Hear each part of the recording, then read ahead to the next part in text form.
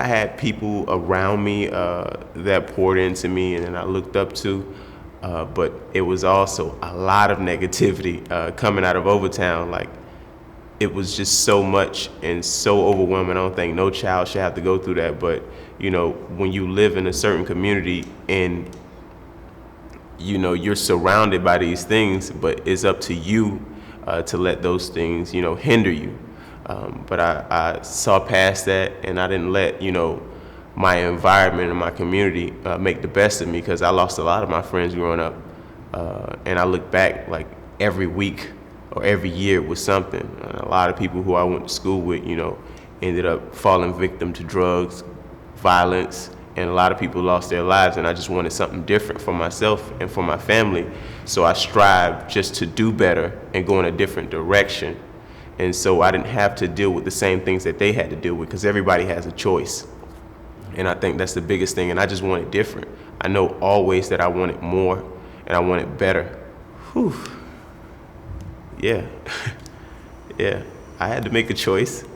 When you surround yourself with not the best people, you can fall victim to, like I was talking about earlier, drugs and stuff like that. Being able to sell drugs. I had a choice, and it was offered to me, and I was like, I don't want that. I want something better, because I know I was worth more. And I know my mama instilled things in me and to make me not go into that direction.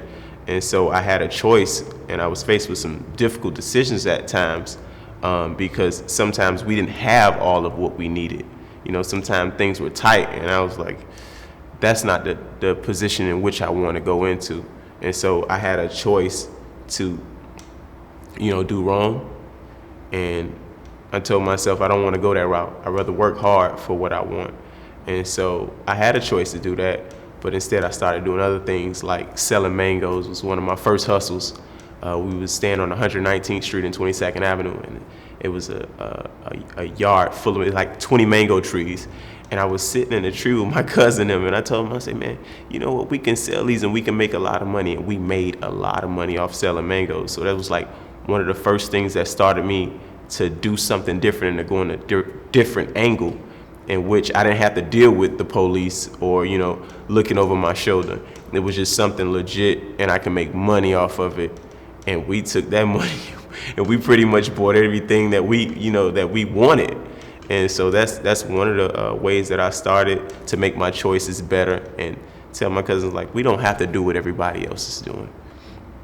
And so that was one of my first mini hustles. I think the toughest thing is when you're a black man and you're growing up in a black community, you have no choice but to have an interaction with the police, because they'll find you. I had many interactions with the police. I remember one day I was coming home from school, and like I tell you, I used to, do things, but it was all legit.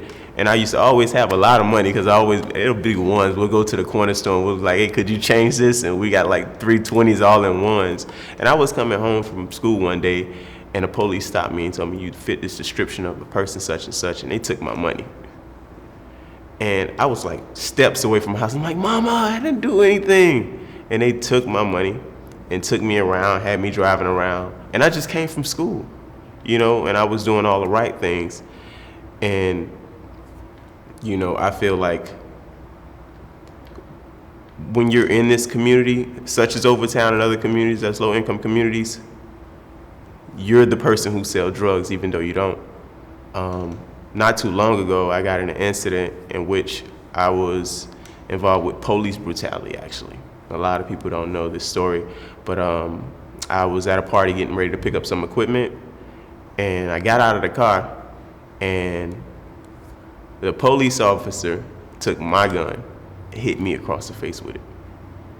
And so I didn't do anything at all, and that was pretty much the first time that I ever went to jail for nothing. I forgot what the charge was, but it got thrown out. And those same police officers harassed me a couple other times. Besides that, they pulled me over in my business a long time ago. It was still mobile. Took some more of my money, and took me to jail again on false charges. And so trying to make decisions all my life just to do things right you're now forced in a position in which you have a record. You went to jail. You have a mug shot. And I did everything in life possible to go in a different direction in which my peers went. You know, I just didn't want to do things. I tried to do everything right, but still, yet and still, they find you. And, you know, if they're having a bad day, you're going to have a bad day. And that's pretty much how I feel about it. You know, I know everybody who had a horrible encounter with police. And it shouldn't be like that. Police should be there to help build up the community. When I was younger, you know, I didn't see much police brutality, but I remember that we used to interact with the police officers, and they used to come to the park on the horses, and we'll talk to them, or we'll sit in the cars and we'll play with the sirens and stuff like that. You don't see that too much today. It's almost like it's them against you, and it shouldn't be like that. You know, police officers should get to know the people in the community and try to bond with them, so therefore when things happen, things can be solved.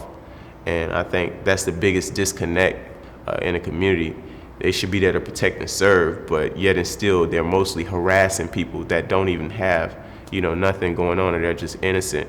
And I was victim to that numerous times. So it's, you know, crazy. Don't fall into peer pressure, and always do what's right, and just believe in God. I think that's the biggest thing, the biggest disconnect. A lot of people don't have God into everything that they're doing. And I think that's one of the biggest pieces of advice. If I go back, I'll give myself for that. Think about what God thinks before you do something. What God thinks about it. And it'll make a lot of people turn away from different things. And I think, yeah, that's pretty much one of them.